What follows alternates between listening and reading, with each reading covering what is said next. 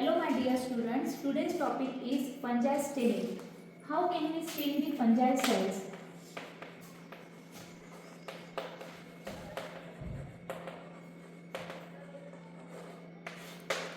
We will also see the detailed structure of fungi. Grow करते वो देखा था, लैब फंजाई कैसे ग्रो करते हैं बाय यूजिंग पोटेटोडेक्स्ट्रोज अगार। और 48 आवर्स हो गए, उसके बाद फंगल ग्रो हुआ अपने आपकी प्लेट्स के अंदर देखा है।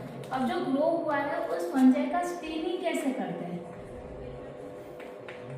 Fungi staining.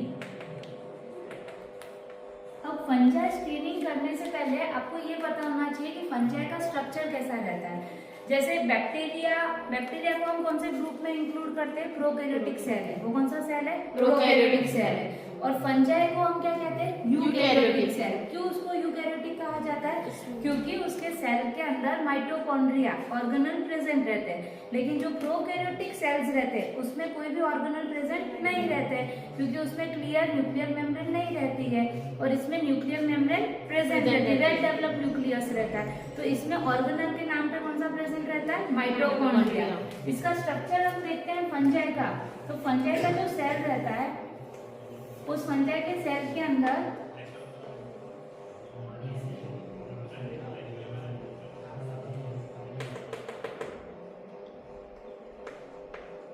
ये देखो, ये है न्यूक्लियस, ये है mitochondria,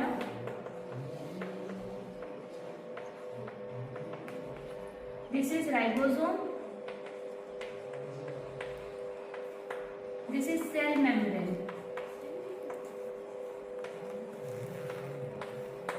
and this is the cell wall. अब ये जो सेल वॉल रहती है, ये सेल वॉल बनी हुई रहती है काइटिन की। किसकी बनी हुई रहती है? काइटिन की। जैसे बैक्टीरिया के सेल में हमने देखा, बैक्टीरिया किसका बना हुआ रहता है? पेप्टिडोग्लाइकेन का। लेकिन फंगल की सेल वॉल किसकी बनी हुई रहती है? काइटिन की। तो जैसे हम बैक्टीरिया को ग्राम स्टेनिंग सॉल्यूशन से क्या करते हैं? स्टेन करते हैं। तो इसको ग्राम स्टेन से हम कर सकते हैं क्या? नहीं कर सकते, because it is the eukaryotic cell. तो इसकी सेल वॉल में काइटिन प्रेजेंट रहने की वजह से इसकी स्टेनिंग मेथड क्या हो जाएंगी? डिफरेंट हो जाएंगी। तो इसका काइटिन सेल वॉल किसका बना हुआ रहता है? काइटिन का। अब इसकी सेल वॉल काइटिन की बनी हुई रहने की वजह से इसको स्टेन किया जाता है लैक्टोफिनॉल कॉटन ब्लू नाम की स्टेन के साथ। तो इसकी स्टेनिंग मेथड कौन सी रहती है? लैक्टोफिनॉल कॉटन ब्लू।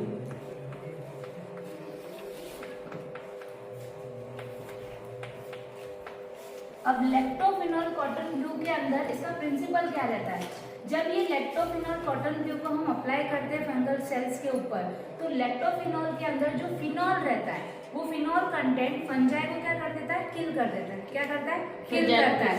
इसके बाद ये फिनॉल का नाम क्या रहता है? ये जो फिनॉल कंटेंट रहता है it kills the fungi.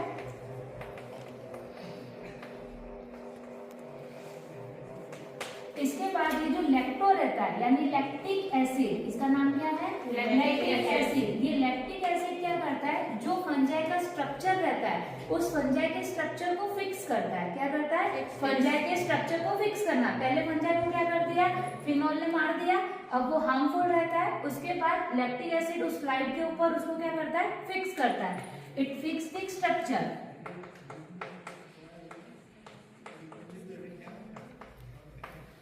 Okay और जो स्ट्रक्चर फिक्स हो गया उसको स्टेन करने का काम कौन करता है? कलर अपीयरेंस देने का काम कौन करता है? Cotton blue.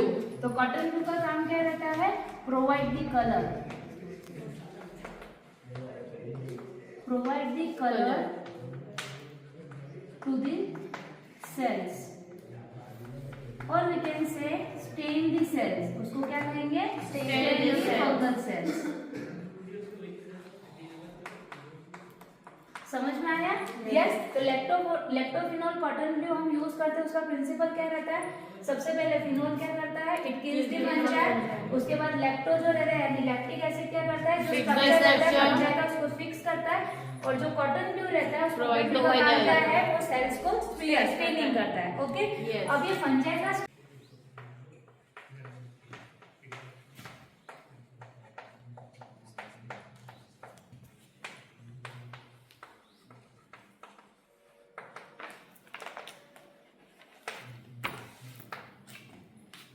अब लैक्टोफिनॉल कॉटन ब्लू स्टेनिंग कैसे किया जाता है? You have to take one grease free slide, आपको ग्रीस फ्री स्लाइड लेना है। अब उस स्लाइड के ऊपर आपको पहले लैक्टोफिनॉल कॉटन ब्लू के कुछ ड्रॉप्स लेने हैं, ओके। तो यहाँ पे आप लैक्टोफिनॉल कॉटन ब्लू का कुछ फ्यू ड्रॉप्स लोगे। अब उसके बाद in aseptic condition you have to take the sample of fungi, आपको क्या करना है? फंजाई का सैंपल लेना है। अब उस फंजाई के सैंपल को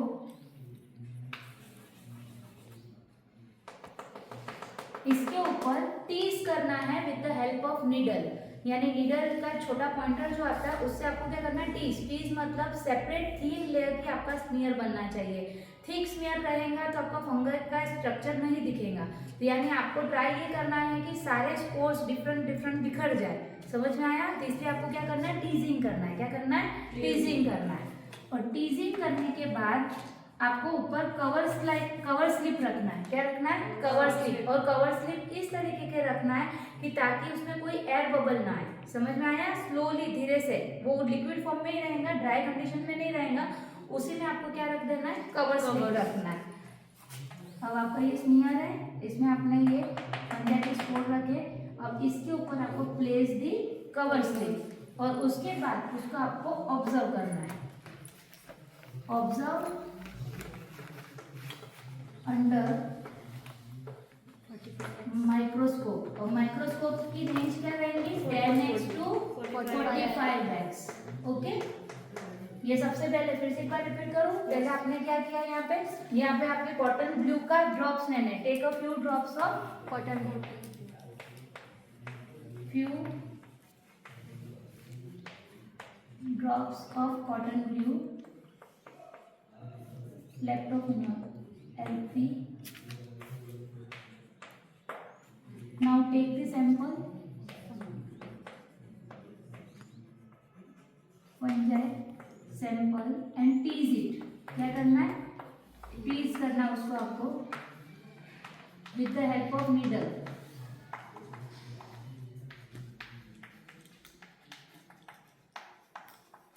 नीडल के पॉइंटर से आपको टीजिंग करना है। Then cover it with the cover slip, cover the smear with the cover slip. With the cover slip.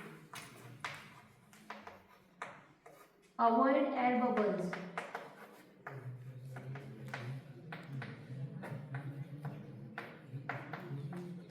Okay, and then observe under the microscope. अब आपको स्ट्रक्चर किस तरीके का दिखेगा? आप जो ये फंजाई देखोगे तो आपको फंजाई का स्ट्रक्चर इस तरीके का दिखना चाहिए। टीजिंग अगर अच्छे से होंगी तो ही आपको स्ट्रक्चर इस तरीके का दिखेगा, क्योंकि आपके पास वेल डेवलप फंगस ग्रो हुआ है, ओके।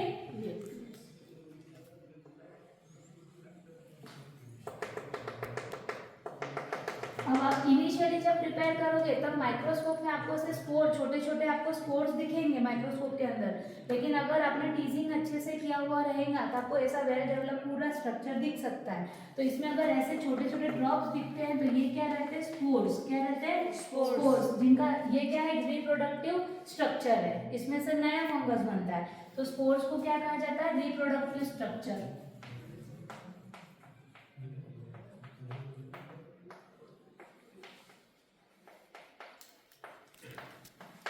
अब इसके बाद ये जो माउथ पोर्शन रहता है इसको क्या कहते हैं? स्पोरेंजियम। क्या कहते हैं? स्पोरेंजियम। जहाँ पे सारे स्पोर्स इकट्ठा होते हैं तो इसको क्या कहते हैं? स्पोरेंजियम।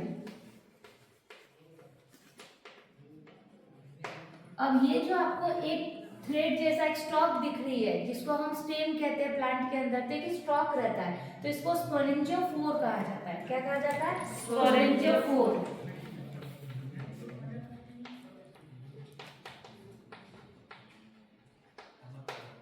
ओके। और ये जो स्ट्रक्चर आपको दिख रहा है इसको कहते हैं हाइफी, और ये अलग अलग हाइफी का मटेरियल इकट्ठा होकर माइसेलियम बनाता है। क्या बनाता है? माइसेलियम। तो इसको कहा जाता है नेटवर्क ऑफ फंजाई। क्या कहा जाता है? Network of fungi. So this is called as the hyphae. और ये जो नीचे स्ट्रक्चर आपको दिख रहा है दिस इज द राइजोइड। क्या है ये? राइजोइड। और ये राइजोइड का काम क्या रहता है? It absorb the nutrients from the soil, या फिर जहाँ पे वो जिसके ऊपर वो ग्रो होता है जो उसका होस्ट रहता है, उस होस्ट में से ये क्या करता है, न्यूट्रिएंट्स को Nutrients एब्जॉर्ब करता है. So it absorb the nutrients. समझ में आया ये स्ट्रक्चर पूरा अच्छे से? Yes. This is the rhizoid.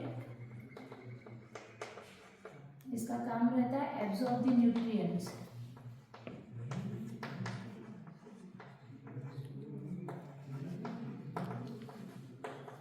और हाइफी का काम क्या रहता है, क्रिएट द नेटवर्क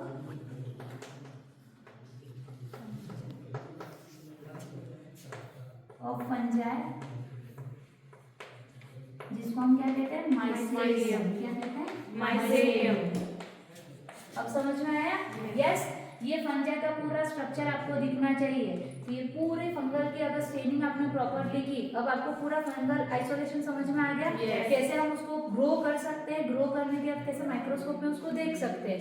और इसमें रिप्रोडक्टिव स्ट्रक्चर कौन सा इंपॉर्टेंट रहता है, दैट इज द स्पोर्स. तो आपको ये पूरा स्ट्रक्चर दिखना चाहिए, वैसा ट्राई करना है. Yes. ओके, यहाँ तक क्लियर है? Yes. Write down this.